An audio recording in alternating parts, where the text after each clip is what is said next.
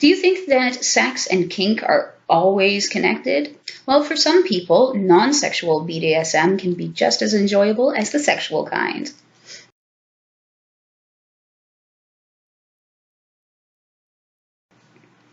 Hey guys, it's Morgan from BDSM Relationships and Education. Thank you very much for checking out this video. Please don't forget to subscribe to my channel, and that way you can keep up with the 2 videos per week that I post on educational topics. Those videos come out on Tuesdays and Thursdays so that you can keep up. Don't forget to turn on the little notification bell as well, and that way you will actually find out when I post the new videos. And as always, if you enjoy the video, please don't forget to give me a thumbs up, and that way I know which types of videos you want to see more of. And you can always leave me comments below about what you want to see. I have a big old list of stuff that I'm going to be doing based on what you guys left me in the giveaway video. So I'm always open to new suggestions and new ideas. So feel free to leave those. Anyways, let's talk about non-sexual kink. So what is non-sexual kink, first of all? Well, it's, this thing that people define differently, as always. We kinky people really enjoy being complicated, it seems. So non-sexual kink depends on what your definition of sexual is. So there are the people who say, well, non-sexual kink means that there's no sex involved. But what does sex mean exactly? Is it penetration? Is it, anything involving genitals? Or is it something that happens that causes orgasm, or with the aim of having an orgasm? I think all of those things, for me at least, would qualify as sex. So let's get back to our definition of sexual and non-sexual. So is it anything that has to do with sexual arousal? Because that certainly could fall in the realm of sexual kinks. So that could be like kissing, or it could just be activities that turn you on. It could also mean that sexual arousal is not the motivation for the play. So some people would be very highly motivated for spanking because it, gives them a boner, it gets them wet, it turns them on in whatever way. But then other people just want to be spanked because it feels nice to be spanked. For whatever reason, that is not necessarily having to do with the genitals. So we have sort of that wide definition of sexual and non-sexual. So for me, what I'm going to be talking about today, unless I specify, is kind of all of those things. So no sex involved, not involving sexual arousal, and not with the motivation of sexual arousal. So, and if I'm talking about anything differently, I will definitely include that.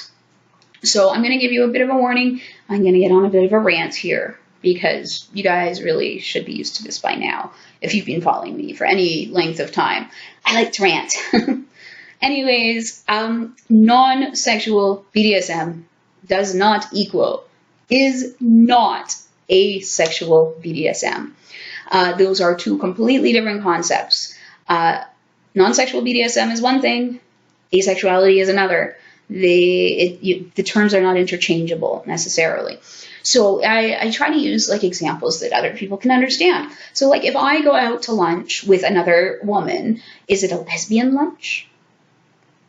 Are we lesbians because we're having lunch together and it's a lesbian lunch, right? That's how it works, isn't it?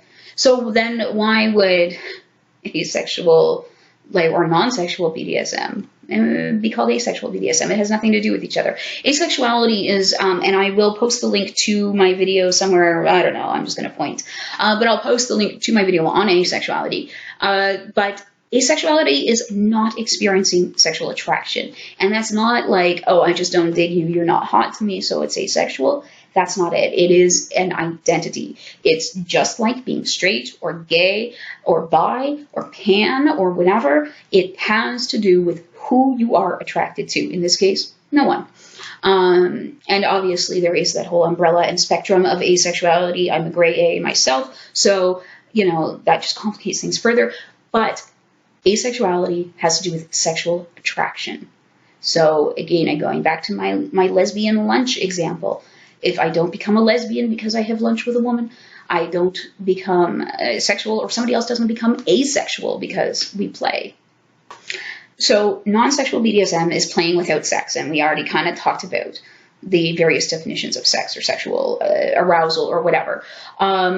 So you don't lose your ability, if you are a sexual person, you don't suddenly lose your ability to be attracted to anyone because we're having non-sexual play. Again, this does not make sense. And you don't lose your ability to feel sexual attraction because you're not actively having sex right now, I hope. Yeah, so just to wrap up that little rant, asexuality has to do with sexual attraction. Non-sexual kink has to do with not including sexual activities in your kink. So two totally different concepts. Non-sexual kink is not asexual kink. No. So now that we have that cleared up and I don't have to rant about it anymore, let's move on. So some people are very sexually motivated for BDSM. That is their only motivation. And often they have a hard time understanding why somebody would get involved in BDSM without sexual motivation. So if it doesn't turn them on, if they aren't going to get laid or whatever, they don't understand what's the point of BDSM. So there's a lot of people who do engage in both sexual and non-sexual BDSM. So some reasons that people would engage in non-sexual BDSM would be because they're sadists or masochists. It just makes them feel good, not necessarily good in a sexual way, but just good in general. It gives them energy. It makes them feel happy, whatever, because they are satisfying that need for sadism or masochism. Some people really enjoy just power exchange relationships, which are, again, entirely non-sexual. I know a woman who is a lesbian, and she often engages in DS relationships, power exchange relationships with men. And that can sometimes involve some SM play, but she's a lesbian. She is not into men sexually at all. Like, she's been a lesbian for as long as I've known her, and that's a long time. And you know, like, I certainly would never question somebody else's sexual orientation. But yeah, she plays with men sometimes because she likes playing for the sake of playing, and there's no sex involved, no genitals, no nothing, just she enjoys it. So that's certainly something that happens. It's maybe not the most common situation, but it happens. Some people enjoy BDSM play just because it's who they are. You know, a lot of us feel like we were born this way, you know, to plagiarize Lady Gaga. But, you know, this is just who we are. We're kinky. That's as a part of our, like, core self and being, as much as, you know, being straight or gay or asexual or whatever. So it's an inherent part of us. Some people think it's just fun. You know, like I said, spanking is fun. So why not do it? You know, even if you're not, you know, sexually into the person, you can still have fun together. I can still go to the movies with a friend of mine that I'm not sexually attracted to, and the movie is fun and I have a good time. I'm just not going to have sex with them. Some people do it for comfort. You know, a lot of people find bondage, for instance, to be very, very comforting. On a non-sexual level. They like that feeling of having like a big hug or whatever it is. So there's tons and tons of reasons. I mentioned in the asexual video that BDSM also is an opportunity for non-sexual intimacy. So I can have an intimate connection with this person without having to, like, you know, bump our genitals together. And I'm sorry, sometimes I do really like mechanical or whatever kind of descriptions of sex, and that's just because I'm not really into it. So yeah, sorry about that. It's not the sexiest thing ever when I'm like, we mash our genitals together and then somebody has an orgasm, probably not me, and whoa. So yeah, sorry about that, guys.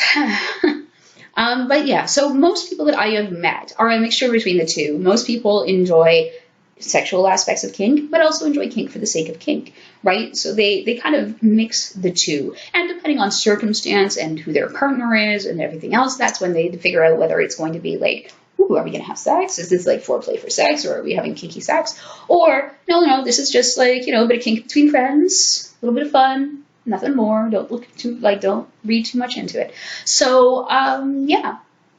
That's the way I've found in the greater BDSM community, is that, yeah, most people are a mixture of the two. So a lot of play parties will not allow sex or penetration or genital stuff. So you should always check before you go, because, you should know what to expect. So if, you are sex averse and you don't want to even see other people having sex, then check and make sure that sex isn't allowed. If sex is really, really important to you as part of your kink, and you just can't do kink without sex, then you should also check and make sure that that is allowed, or just be prepared to go to the party and hang out and not engage. So you just sort of have to just make sure that it works for you, whatever the rules of the party are. So at general community play parties, you're going to see lots of scenes that are non-sexual, right? There'll be lots of people just playing, and sometimes they might be moaning or making sex noises and stuff like that, but they're not having sex. So penetration, rubbing genitals, whatever. And some people will go to the party, have their BDSM play, then go home, have some sex, and that'll be an evening for them. Sometimes friends get together and just play with each other. I have lots of friends where we, have not had a sexual connection, but we've had lots of playtime together, fun. And it's just like, again, I'm a sadist, and often they would be masochists, and it would just be like, hey, you want to beat the crap out of me? Yes, I totally do. And we'd go and have that fun, and it was great. So if you are a part of the greater kink community and you go to munches and parties and stuff like that, you probably will have absolutely no problem finding non-sexual play partners. It's really easy to do. I should also mention that a lot of people who are married and playing with the permission of their partner, because I don't want to encourage people to cheat. But yeah, if people are playing outside of their marriage with the permission of their partner, stress that, then they sometimes will choose to do non-sexual play. That may be one of the sort of limits of the couple, where they only share sexual intimacy with each other, but they can enjoy BDSM with other people. And you'll often see this if you have like dom-dom relationships or sub-sub relationships or kinky vanilla relationships, whatever sort of configuration. But you can also find it with, otherwise totally compatible kink couples. So it can apply to anyone, but you do tend to, like I said, see it with certain types of couples more often, I think. So if you are going to, be married and have non-sexual play, just make sure your partner's cool with it. And a lot of people think that their partner may not be cool with it, but when they broach the subject and say, okay, if it's non-sexual, if it's just bondage or just spanking or whatever. Again, finding non-sexual play partners is much easier if you are a part of the greater BDSM community. It can be a little challenging if you are going on dating sites or whatever, trying to find non-sexual partners. It is totally possible. I've done it. But like I said, it's much harder. At a play party, I can go and have any number of people who are willing to engage in various forms of play with me. On a dating site, I might go 6 months looking for anybody who is okay with having a non-sexual connection like that. So it's really up in the air. Something else I wanted to talk about too when it comes to non-sexual play would be workshop demos. And the reason that I want to bring this up is because I do a lot of things which involve genitals for workshops. So I teach sounding, I teach genitorture, both like pussy torture and CBT. I do all kinds of stuff like that. And I do demos. So, I'm sounding people. And for those of you who are not familiar with the idea of sounding, I don't know, this is my hand motion for sounding apparently, but it is using urethral sounds. Let me see if I can find one. So that is a urethral sound. These are in sterile packaging, so I apologize. So you can see there's the handle, and this is called a rosebud sound. But anyways, these go into the urethra, and people always find these ones terrifying, the big long rosebuds. But basically, it's stimulation of the urethra. So that is generally considered to be a sexual thing. But I do these demos at workshops, and it's not sexual. Or at least this is my take on it. And I think that my demo bottoms have generally agreed. It can feel very clinical because I am teaching, first of all, and my approach to teaching can sometimes be very clinical, especially when I'm teaching medical stuff. And the focus of those types of classes is always on safety and sterility and things like that. So it can feel very clinical. And for me, the headspace, the mind set is much more of when I was working in healthcare and doing procedures. That's where, like, that's the headspace that I end up in. So I can see why it would feel very clinical to a person. Now, when I'm doing these types of play, totally different thing. Then it can be very stimulating and sexual in nature and everything else. But the workshop demos themselves tend to be really clinical. And I've had people come to my workshops and be a little disappointed because they thought they were going to get this like hot free sex show. And it's like, no, you're going to listen to me lecture for like 3 hours about, aseptic technique and all that fun stuff. I think it's fun, personally. I love that shit. Anyways, so again, finally, non-sexual play can definitely offer a different type of intimacy. And so if it's not something that you've tried before, I highly suggest at least giving it a shot once, whether it's with a regular partner or with a new partner or whatever. Just pick up play at a dungeon, whatever works for you. You may discover that you actually really enjoy it. Now, you may also discover that it's just not for you and you need sex with your kink. And that's totally okay. And you've heard me say it before. I will say it again. Your kink is not my kink, and that's okay. This is a very typical saying within the kink community because we're all different and we all have different kinks. And what works for me may not work for you. So that's cool. Right? So I just wanted to do this video and clear up some ideas about differences between non-sexual play and sexual play. I should also throw in that if you are wanting to engage in either sexual or non-sexual play, that you need to tell your partner. You need to negotiate this specifically, especially if you're doing non-sexual play. You need to be super, super specific about what that means to you because, first of all, there's always that asshole who will be like, well, you said non-sexual, but you totally didn't say that I couldn't stick my finger in your ass. So, like, there's always that. I'm sorry, I don't mean to gender that. I shouldn't gender it. There's always that person. Because I think that people who identify as women are probably just as likely to do that as people identified as men. It happens.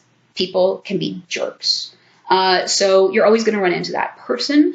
And then you'll also run into the people who will make the honest mistakes, where you'll say, okay, I want to do non-sexual play. And they're like, okay, cool. Everything except for penetration is on the table. And you're like, I don't want to have any touching of my genitals or my breasts or like kissing or anything. Right? So you've got two totally different definitions, but you haven't talked to each other and cleared that up. So you need to be really, really clear about this. Absolutely. So I would say, like, as much of a pain in the ass as it is, I would go through and say, I don't consent to you touching my genitals. I don't consent to you touching my breasts or chest or whatever part of your body, because not everybody has breasts. But I don't consent to you kissing me. I don't consent to you putting things in my mouth, because I know somebody who had somebody surprise them by, sticking fingers in their mouth in a sexual way. And that was beyond her limit. She did not want that. But the person did it anyways. So I like to be very, very clear, very explicit about what I am talking about when I say non-sexual play. Because if you go back to the beginning of the video, we have a couple of different definitions of what sexual could be. Penetration, genitals, sexual arousal, the fucking motivation of sexual arousal. We can't, obviously control people's motivation, but I can explain that I want non-sexual play and that I'm asexual and that, it feels very awkward and uncomfortable for me when people push sexuality on me. And, I know if you're doing it just to get off. And sometimes I'm okay with that. Sometimes I'm totally cool with having one-sided play where, you get some sexual gratification and I don't. There's nothing wrong with that. But I need to know what we're getting into. And I need to be able to consent to it, right? So it goes back to consent and everything else, where, I can't consent to something if I'm not aware, right? So, that is my non-sexual BDSM. And it's not the same as asexuality, because that just drives me nuts when I see people make this mistake, and I see it all the time. So if you've made this mistake, like, I'm not angry at you. I'm not upset. I just think that it's a common misconception. And I've seen educators do that, and people who elevate themselves as educators say this. And that's, I think, really drives me nuts, because you shouldn't, if you don't know, you shouldn't be teaching it. You shouldn't be talking out your ass like that. So please, no. But yeah. So non-sexual kink, different than asexuality, and different than like asexual kink or whatever, I don't know. But just, if that's something that you're into, be sure to negotiate it thoroughly, and accept that some people will not want to play with you because of it. It's okay. Not everybody wants to play with everybody. It's all right. We're not little kids anymore. We're grown-ups, and we can handle these things. And we can, be confident knowing that if person A doesn't want to play with us because we don't want sex on the table, person B probably will be totally down with that. So it's not a big deal. And you can still have all kinds of fun, crazy, kinky, awesome, fun times. So don't worry about it. So I've gotten a lot of really awesome feedback on my asexuality and BDSM video. And if you have stuff to say about this, please leave me comments. You can message me privately on YouTube. You can message me privately on social media of various types. I'm totally cool with that. I know that not everybody wants to, talk about this out loud. And, yeah, all the aces out there, I'm here for you guys, right? We need to be represented a little bit more. So here I am trying to represent. So if you have questions about being ace and being kinky or whatever, let me know. I try my best to answer to the best of my knowledge, and at least point people towards other resources. So I'm going to link IVEN down below as well. They are the Asexual Visibility and Education Network. Took me a minute there. So they're a fantastic resource as well. So yeah.